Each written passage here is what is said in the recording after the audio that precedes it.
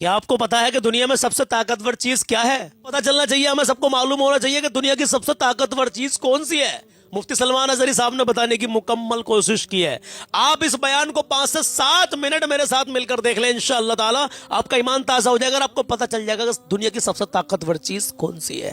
آئیے دیکھتے ہیں، لیکن اس سے پہلے چھوٹی سی گزارش، اگر پہلی بار آئے ہوں ہمارے فیس بک چینل سلمان رضا ریئیکٹ پہ تو فالو کر لیجیے گا، اور چینل پہ دیکھ رہے ہوں یوٹیوب پر سلمان رضا ریئیکشن پر تو میں سبسکرائب کر لیجیے گا، کیونکہ اچھے اور سچے پیغام آپ کو انشاءاللہ تعالی ہمیشہ ملتے رہتے ہیں۔ تو آئیے جانتے ہیں دنیا کی سب سے طاقتور چیز کیا ہے، سنیے۔ اسی لیے میرے آقا صلی اللہ تعالی علیہ وسلم سے سوال کیا گیا تھا، صحابہ نے پوچھا دنیا کی طاقتور چیزوں میں بڑی طاقت والی چیز کون سی ہے؟ ترتیب وار حضور اکرم صلی اللہ تعالی علیہ وسلم نے ارشاد فرمایا لوہا ہے۔ لوہا بہت مضبوط چیز ہے۔ صحابی نے پوچھا کیا اس سے بھی زیادہ طاقتور کوئی چیز ہے؟ کہا ہاں، اس سے بھی زیادہ اگر طاقت آگ میں ہے، کیونکہ آگ لوہے کو پگھلا دیتی ہے۔ جی۔ پوچھنے والے نے کہا کیا آگ سے بھی زیادہ طاقت کسی میں ہے؟ کیا بات؟ حضور نے فرمایا ہاں، پانی میں ہے، پانی آگ کو بھی بجھا دیتا ہے۔ پانی کی طاقت بہت زیادہ ہے، سونامی پانی ہی سے تو آتا ہے۔ اور اس کے بعد پھر پوچھنے والے نے کہا کیا پانی سے بھی زیادہ طاقت کسی کی ہے؟ جی۔ آپ صلی اللہ علیہ وسلم نے فرمایا ہاں، دنیا میں سب سے زیادہ طاقت ہوا کے اندر ہے۔ ہوا، وہ پانی ہو کہ لوہا ہو کہ آگ ہو، سب کو ہوا اڑا لے جاتی ہے۔ اور ہوائیں جب جوش میں آئیں یا جلال میں آئیں تو بڑے بڑے پہاڑ بھی کھسک سکتے ہیں۔ جی۔ ہواؤں کی طاقت کا اندازہ تم نہیں لگا سکتے، گھروں کی چھتیں اکھاڑ لیں گی اور لوگوں کو تہس نہس کر دیں گی۔ ہوائیں اگر جلال میں آئیں تو پھر پوچھنے والے نے پوچھا کیا اس سے بھی زیادہ طاقت کسی کے اندر ہے؟ حضور پاک صلی اللہ علیہ وسلم نے فرمایا ہاں، ایک چیز میں ہے اور اس سے زیادہ پھر کسی کی چیز میں نہیں۔ کیا بات؟ پوچھا وہ کیا ہے؟ میرے آقا صلی اللہ علیہ وسلم فرماتے ہیں اس ہاتھ میں ہوا سے زیادہ طاقت ہے جو اللہ کی راہ میں عطا کیا تو دوسرے ہاتھ کو خبر نہ ہو۔ سبحان اللہ۔ یہ اخلاص والا ہاتھ، اخلاص والا ہاتھ کہ اسے خود خبر نہ ہوئی ہو کہ اس نے اللہ کی راہ میں دیا ہے تو کتنا دیا، کیسے دیا۔ میرے عزیزو، یہ اس کو اخلاص کہتے ہیں۔ یہ خالص اللہ کے لیے دیا، بے شک، خالص اللہ کے لیے دیا، اس کی طاقت بہت زیادہ ہے۔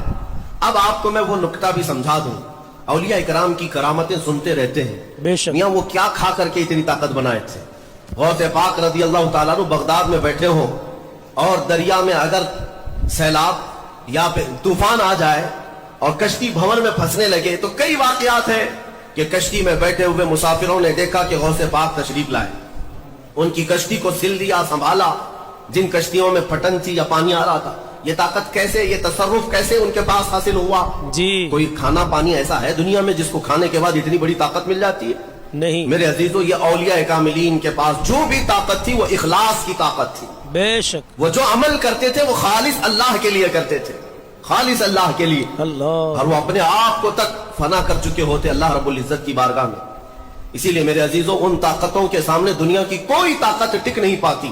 اخلاص کی طاقت آج تم کر کے تو دیکھو، اللہ رب العزت کی بارگاہ میں اگر مخلص ہو گئے تو شیطان جو چیلنج کر کے آیا تھا اللہ کی بارگاہ میں، لَأَقْعُدَنَّ لَهُمْ صِرَاطَكَ الْمُسْتَقِيمَ، مولا میں تیرے سیدھے راستے پر بیٹھ جاؤں گا، جو بھی تیرے سیدھے راستے سے گزرے گا میں اس کو بہکاؤں گا، کبھی دائیں جانب سے، کبھی بائیں جانب سے، کبھی آگے سے، کبھی پیچھے سے۔ قرآن کی آیت میں بتا رہا ہوں آپ کو، 8ویں پارے میں اللہ نے فرمایا، شیطان یہ چیلنج کیا اللہ سے، قیامت تک تو مجھے مہلت دے دے، میں تیرے بندوں کو بہکاؤں گا۔ اور پھر اللہ تبارک و تعالیٰ سے وہ کہتا ہے کہ ان سب کو سیدھے راستے سے میں ہٹاؤں گا، لیکن شیطان نے آخر میں ایک جملہ یہ بھی کہا، جی مولا یہ جتنے بھی سیدھے راستے پر چلیں گے ان کو بہکا تو دوں گا، الا عبادک منہم المخلصین، مگر تیرے وہ بندے جو اخلاص کے ساتھ تیری عبادت کرتے ہیں ان پر میرا داؤ نہیں چل سکے گا، میں انہیں نہیں بہکا سکوں گا۔ اب اندازہ کرو کہ شیطان جس کے پاس ساری طاقتیں آ جاتی ہیں باطل طریقے سے وقتی طور پر، وہ عاجز آ گیا تو پھر دنیا کی یہ چھوٹی موٹی طاقتیں تمہارا کیا بگاڑ لیں گی؟ جی۔ اگر اخلاص تمہارے اندر آ جائے، خلوص کی دولت آ جائے، دنیا میں جو کچھ بھی کر رہے ہو سب دکھاوے کے لیے نہیں ہے۔ کچھ عبادتیں ایسی ہیں جو تمہارے ساتھ راز رہے تمہارے اور تمہارے پروردگار کے بیچ۔ بے شک۔ ہر بات کی تشہیر کرنا ضروری نہیں ہوتا جی۔ کہ لوگوں کی مدد آپ نے کیا تو پیپر میں چھاپ دیا، اور آپ کوئی نیکی کر رہے ہیں تو ضروری نہیں ہوتا کہ ہر چیز کی تشہیر کی جائے۔ ہاں، کچھ چیزوں میں حکمت اور مصلحت ہو سکتی ہے کہ لوگوں کو نیکی کی طرف بلانے کے لیے اعلان کیا گیا ہو، لیکن ہر چیز میں نہیں. عزیزان گرامی وقار, اخلاص جب کسی کے پاس ہو تو ایک اور حدیث میں آپ کو بتا دوں, بندے جو عبادت کرتے ہیں نا یہاں پر دنیا میں بھی, سب کا کچھ نہ کچھ ایک غرض ہے, کچھ نہ کچھ ایک مقصد ہے. آپ نماز کے لیے آئے ہیں یا نیکیاں کر رہے ہیں یا گناہوں سے بچ رہے ہیں تو کوئی تو غرض ہوگی. حدوں میں سے ایک چیز ہوگی, جہنم کا خوف ہوگا, اللہ کے عذابات سے ڈر لگتا ہوگا, اس لیے نماز پڑھ لیتے, پوری اپنی صحیح کر لیتے. بے شک. یا تو پھر جنت کی نعمتوں کا شوق ہوگا کہ جنت میں جانا ہے, صحابہ تابعین اولیاء کاملین کے پڑوس میں رہنا ہے. یا تو شوق ہے یا تو ڈر ہے, اور یہ دونوں چیزیں بندے کو عبادت کرواتی ہیں. قیامت کے دن کے متعلق حدیث میں ملتا ہے, جب بخشے گئے ہوئے لوگ جن کو جنت بھیجا جا رہا ہے, جنتیوں کی بات کر رہا ہوں, عام کی نہیں, تو اس میں 3 کیٹیگری ہوں گی. ایک جماعت ہوگی جن سے اللہ تعالیٰ فرمائے گا کہ اے بندو, تمہارے اوپر آج جنت کھول دی گئی, تم بخش دیے گئے ہو, تم عبادت کرتے تھے دنیا میں, بتاؤ کیوں کرتے تھے؟ وہ بندے کہیں گے کہ مولا تیری جہنم سے بڑا ڈر لگتا تھا, اس کے عذابات کا خوف تھا, اس لیے ہم عبادت کرتے تھے. رب تعالیٰ فرماتا ہے کہ جس چیز سے تم ڈرتے تھے میں نے آج بچا لیا, جاؤ میری جنت میں. سبحان اللہ. ان کو جنت بھیج دیا جائے. دوسری ایک جماعت, ان سے رب تبارک و تعالیٰ پوچھے گا تم کیوں عبادت کرتے تھے, جی تم بھی جنت کے مستحق ہو گئے ہو, آج بخشے گئے ہو.